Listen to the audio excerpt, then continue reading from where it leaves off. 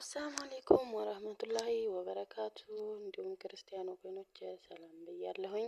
በያላችሁበት ሰላማችሁ ብዝዝት ይበልልኝ። ውድ ሀገሬ ልጆች እንዲሁም የቻናሌ ተከታታዮች ላይክ፣ ሼር እያረጋችሁ አበረታቱኝ ማለት ነው። የምታበረታቱኝ እህት ወንድሞች ደግሞ ከልብ አመሰግናለሁ። የኔ ውዶች ኑሩልኝ። ቤተሰብ ያልሆናችሁ ደግሞ ሰብስክራይብ በማድረግ የደወል ምልክቷን በማጥቆር ቤተሰብ እንሁን እላለሁኝ። ያው ዛሬ ደግሞ እንደተለመደው በሌላ ቪዲዮ ብቅ ብያለሁኝ። እናንተም ላይክ፣ ሼር፣ ሰብስክራይብ እያረጋችሁ አበረታቱኝ የኔ ውዶች። አይከፈልበትም፣ አብረን እንደግ ማለት ነው ማሮቼ።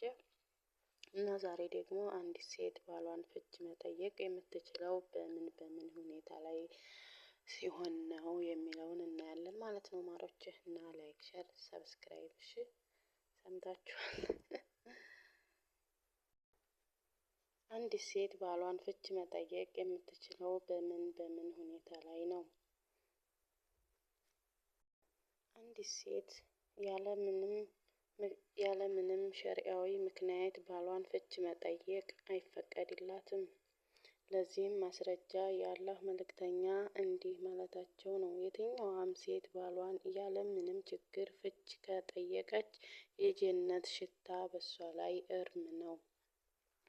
ያ ሲባል ግን ምንም ያክል ብትሰቃይ ፍች መጠየቅ አትችልም ማለት አይደለም።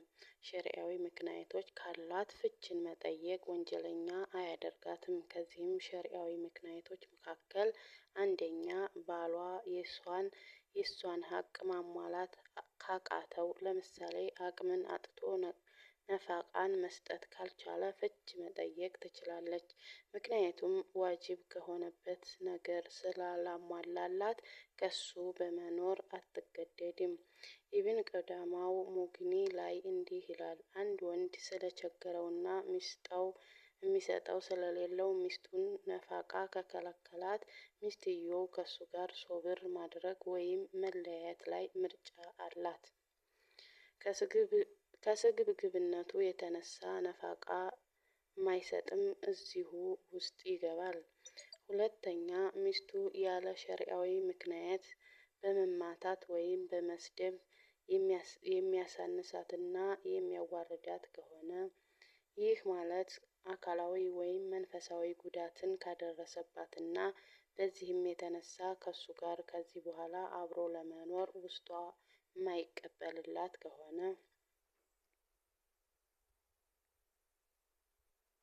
ደርዲር ሸሪሁል ከቢር ላይ እንዲህ ይላል፣ ለሚስት መጎዳት ፍችን መጠየቅ ይፈቀድላታል።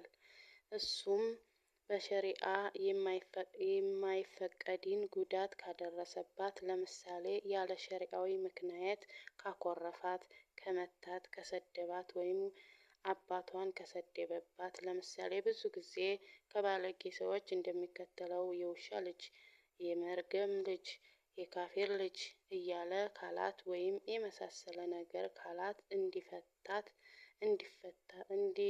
እንዲፈታት ከመጠየቋ በተጨማሪ እሱን አደብ የሚያስይዝ ቅጣት ይቀጣል። ለዚህም ማስረጃ መልእክተኛው ሰለላሁ ዐለይሂ ወሰለም መጉዳትም የለም መጎዳትም የለም ማለታቸው ነው። ሶስተኛ ባሏ ለረጅም ጊዜ ጥሏት ሌላ ቦታ ሂዶ በመቆየቱ የተነሳ ነፍሷ ላይ ፈተናን ከፈራች፣ ለምሳሌ ጥሏት ከሄደ ከ6 ወር በላይ ከቆየና በዚህ የተነሳ ነፍሷ ላይ ፈተናን ከፈራች ፍች መጠየቅ ትችላለች። ኢብን ቁዳማ እንዲህ ይላሉ፣ ኢማም አህመድ ተጠየቁ ለአንድ ወንድ ከቤተሰቡ ለምን ያክል ጊዜ ሊርቅ ይችላል? ኢማም አህመድ ሲመልሱ እንዲህ አሉ፣ 6 ወር የሚል ተወርቷል። አራተኛ ባሏ ለረጅም ጊዜ የሚቆይ እስር ከተፈረደበትና ለነፍሷ ፈተናን ከፈራች፣ ይህ ማሊኪዮች ባሉበት አቋም መሰረት ለረጅም ዘመን እስርን ከተፈረደበትና በዚህ ከሱ መራቋ ሶብር ማድረግ ካቃታት ፍች መጠየቅ ትችላለች። አምስተኛ ባሏ ችግር ኑሮበት ግንኙነት ለማድረግ የሚቸገር ከሆነ ወይም ከባድ በሽታ ኑሮበት ወደ እሷ የሚተላለፍ ከሆነና ያን ከፈራች ፍች መጠየቅ ትችላለች። ከትዳር ዓላማዎች አንዱ ሀላል በሆነ መልኩ ስሜትን አርክቶ ከሀራም መጠበቅ ነውና ያን ማታገኝበት ከሆነ ፍችን መጠየቅ ትችላለች።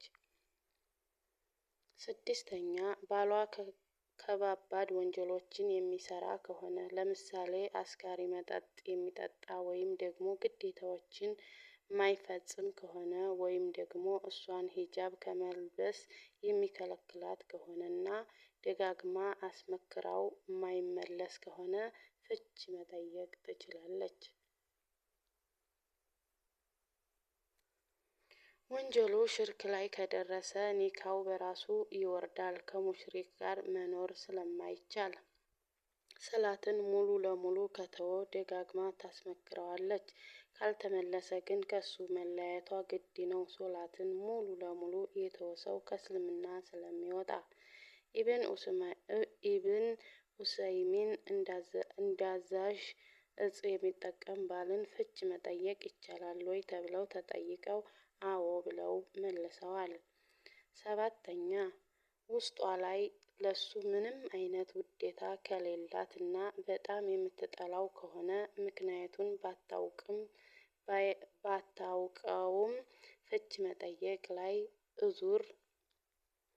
እዙር ይሆናታል። እሱ በድኑ ጠንካራ ቢሆንም እንኳን ልክ የሳቢት ቢን ቀይስ ባለቤት እንደጠየቀችው ሁሉ ሀዲሱ ሰሒህ ነው፣ ቡኻሪ ላይ አለ።